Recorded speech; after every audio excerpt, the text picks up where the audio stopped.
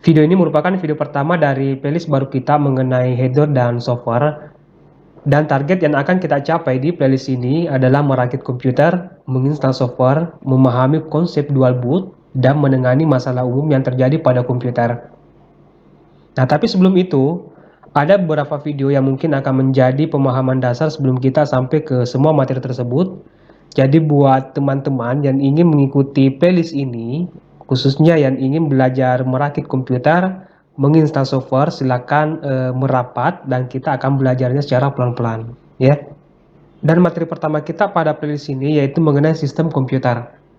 Nah, agar komputer bisa digunakan untuk mengolah data, maka harus berbentuk sistem komputer, agar data tersebut itu bisa menghasilkan informasi. Nah, elemen dari sistem komputer itu ada tiga. Pertama ada yang namanya hardware, lalu ada yang namanya software, lalu ada yang namanya firmware. Nah, ketiga ini merupakan elemen dari sistem komputer. Pertama adalah hardware, perangkat keras komputer yang secara fisik terlihat dan dapat dipegang. Nah, hardware ini dibagi ke beberapa bagian. Pertama ada hardware yang berfungsi sebagai alat input.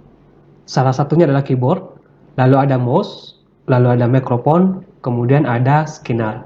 Nah, dikatakan sebagai alat input karena perangkat-perangkat yang masuk kategori ini itu digunakan untuk menginput atau memasukkan data ke dalam komputer.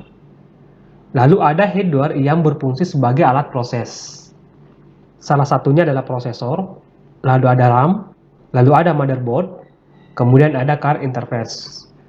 Nah, dikatakan alat proses karena perangkat-perangkat yang masuk kategori ini itu digunakan untuk memproses data yang diinput lewat perangkat input yang tadi.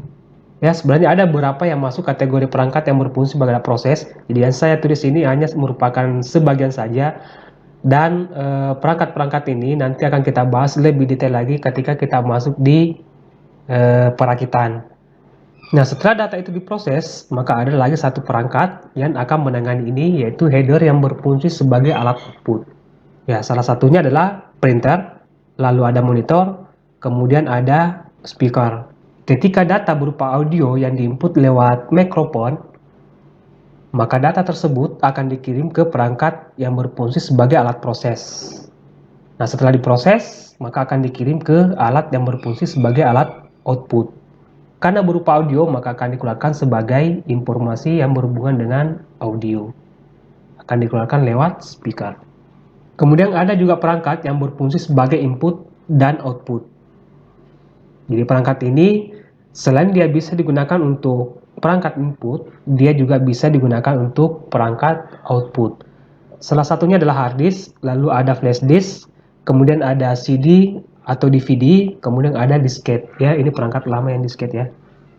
Nah, selanjutnya elemen yang kedua itu software, perangkat lunak atau program yang berisi perintah untuk melaksanakan pengolahan data. Untuk software ini ada beberapa bagian. Pertama ada yang namanya sistem operasi, yang merupakan program dasar dari komputer. Jadi jika teman-teman pernah mendengar istilah install ulang atau clean install, maka yang pertama kali diinstal itu adalah sistem operasinya, yang merupakan fondasi dari sistem yang kita gunakan. Jadi kita tidak bisa menginstal aplikasi jika belum ada sistem operasi yang terinstal di dalam komputer kita. Nah, untuk sistem operasi ini ada beberapa ya, termasuk dari Microsoft. Ini ada Windows 10, lalu ada Windows 81, Windows 8, Windows 7, lalu dulunya ada namanya Windows XP. Bahkan sebelum itu masih banyak ya. Itu dari Microsoft Windows. Lalu ada yang dari Linux, misalnya Ubuntu, Fedora, Debian, Backtrack, Kali Linux, dan lain-lain. Lalu yang kedua ada perangkat lunak aplikasi. Ia merupakan program kedua yang wajib diinstal setelah menginstal sistem operasi. Jadi aplikasi merupakan program yang diperlukan komputer setelah operating system. Fungsinya untuk melaksanakan suatu pekerjaan tertentu. Nah, aplikasi ini dia dibedakan berdasarkan fungsinya. Misalnya ada aplikasi pengolah kata, misalnya Microsoft Word, lalu ada aplikasi pengolah angka, misalnya Microsoft Excel, kemudian ada aplikasi editing gambar, misalnya Photoshop, lalu ada aplikasi browser, misalnya Google Chrome, Firefox, lalu ada aplikasi untuk pemutar audio, editing audio atau editing video, ya. Dia dibedakan berdasarkan fungsinya. Lalu Perangkat lunak yang ketiga itu ada yang namanya bahasa pemrograman, ya, yang merupakan kumpulan bahasa yang digunakan untuk membuat program atau aplikasi.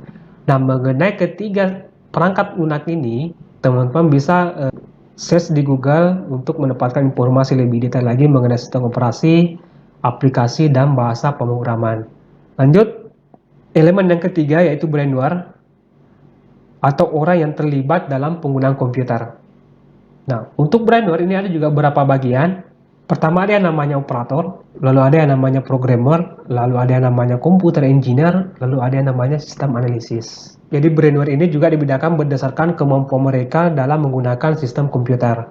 Jadi yang saya tulis ini hanya merupakan bagian inti dari brainware ya. Ini ada beberapa bagian di sini. Misalnya operator ini bisa saja bertindak sebagai desain, editing video, editing gambar misalnya ya. Lalu ada computer engineer, ini bisa saja jadi teknisi laptop atau teknisi jaringan ya, dan lain-lain ya. Mengenai brainware, teman-teman bisa browsing lebih detail lagi mengenai pengguna dalam komputer ya.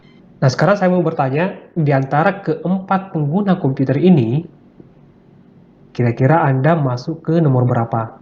Apakah operator, programmer, computer engineer, atau sistem analisis? Ya, jawabannya saya tunggu di kolom komentar di bawah video ini.